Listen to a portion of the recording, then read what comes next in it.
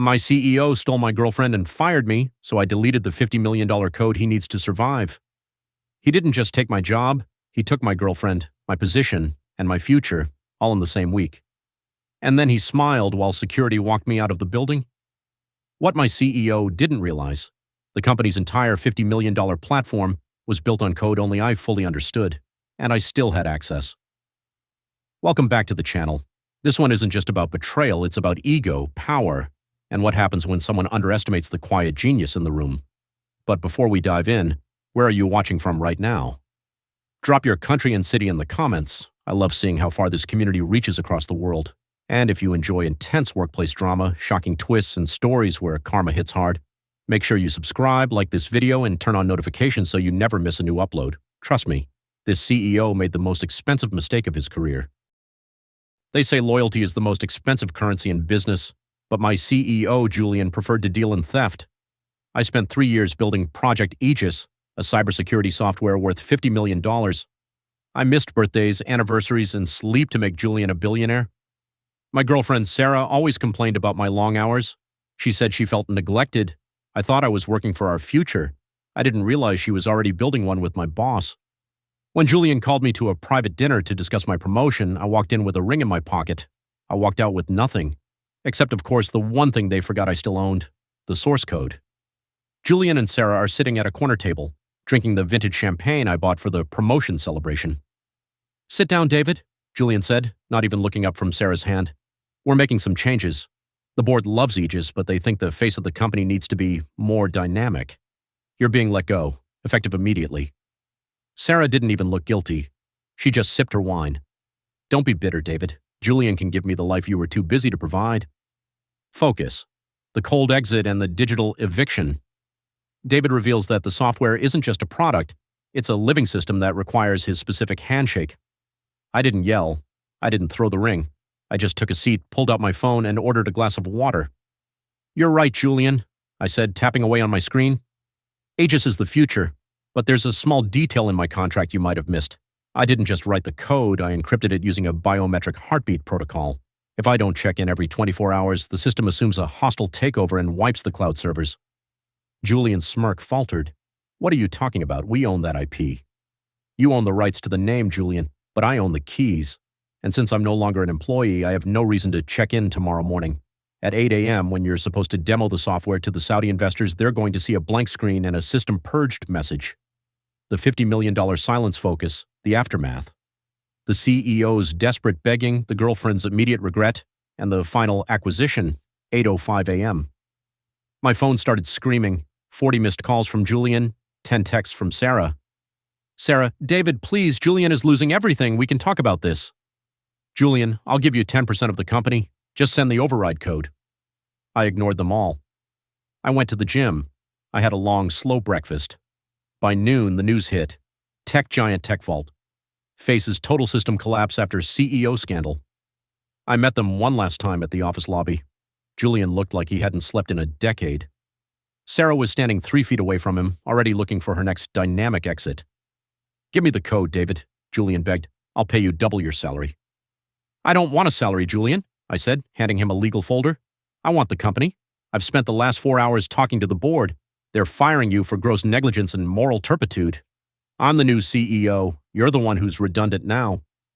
Sarah tried to hug me, telling me she was pushed into the affair by Julian's manipulation.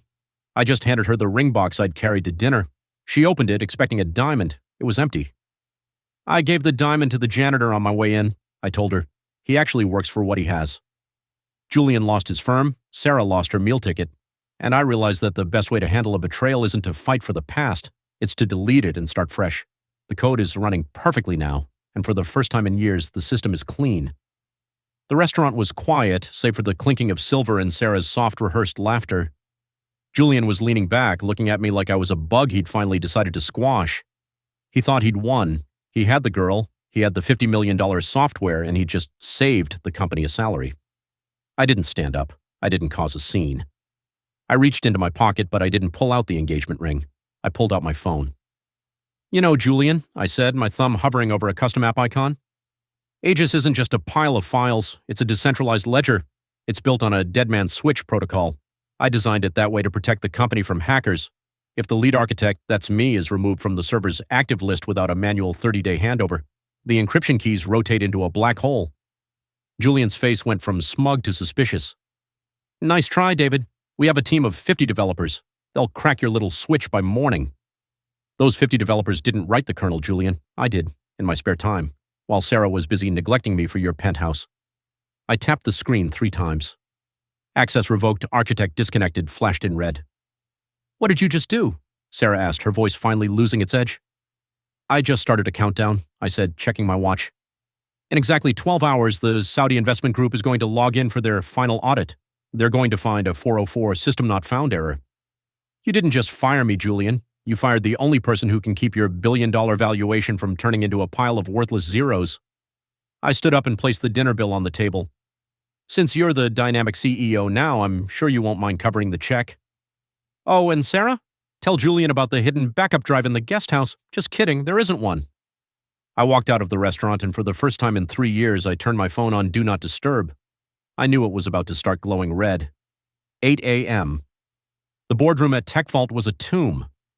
Julian was standing in front of a massive 4K display, flanked by 5 Saudi investors in tailored suits. Sarah was in the back row, her power partner outfit looking wrinkled from a night of panic. Julian tapped the screen to begin the demo. Authentication failed. The screen screamed in bold red. He tried again. System purged. Encryption key expired. The lead investor stood up, his face like stone. Julian, we were told Aegis was a finished product. This looks like a ghost town. Where's the architect? Julian's hands were shaking as he dialed my number for the 50th time. He put it on speaker, desperate to show the investors he still had control. I picked up on the first ring. I was sitting in a park, feeding birds. David, thank God, Julian yelled, his voice cracking. Whatever you want, 5 million, 10 million, a partnership, just put the key back in. The investors are standing right here. Morning, Julian, I said, my voice echoing through the boardroom speakers. I'm sorry, but as you said at dinner, I'm a redundant asset. And per my contract, a redundant asset cannot possess administrative privileges. I'm just following your company policy. David, please. Sarah's voice came shrill from the background. Think about what we had. Don't ruin Julian because of us. Sarah, I'm not ruining him. He did that himself when he prioritized his ego over his infrastructure. But don't worry, the board of directors and I have been on a conference call since 6 a.m. They've seen the logs. They know you tried to access the kernel from Julian's private villa last night. The lead investor looked at Julian with pure disgust. We don't invest in thieves, and we certainly don't invest in men who can be locked out of their own house by a nobody employee. I walked through the boardroom doors 5 minutes later. I wasn't wearing a suit. I was wearing the same hoodie I wore when I wrote the first line of Aegis. Julian, the board has officially removed you for gross negligence and breach of fiduciary duty. Security is waiting downstairs for your Rolex. Sarah, the lease on that penthouse is in the company name. You have until noon to pack. Julian left the building in a cab. Sarah left the building in tears. I sat down at the head of the table, plugged in my laptop, and hit one key. The screen turned green. System restored. The investors sat back down. They didn't care about the drama. They cared about the genius. Julian thought he could take my girl and my job and keep the profit. He forgot that in the digital age, the person who holds the code holds the crown. My system is back online, and for the first time, it's completely secure because the trash has been cleared out.